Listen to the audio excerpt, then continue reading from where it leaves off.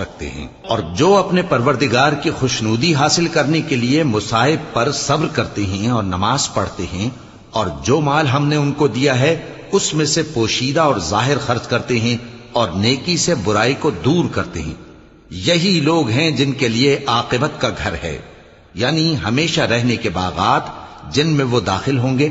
اور ان کے باپ دادوں اور بیویوں اور اولاد میں سے جو نیکوکار ہوں گے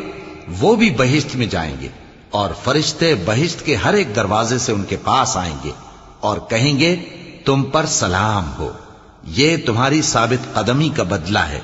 اور عاقبت کا گھر خوب گھر ہے۔ اور جو لوگ اللہ سے پختہ عہد کر کے اس کو توڑ ڈالتے اور جن رشتوں کے جوڑے رکھنے کا اللہ نے حکم دیا ہے ان کو قطع کر دیتے اور ملک میں فساد کرتے ہیں، ایسوں پر لعنت ہے اور ان کے لیے برا انجام ہے۔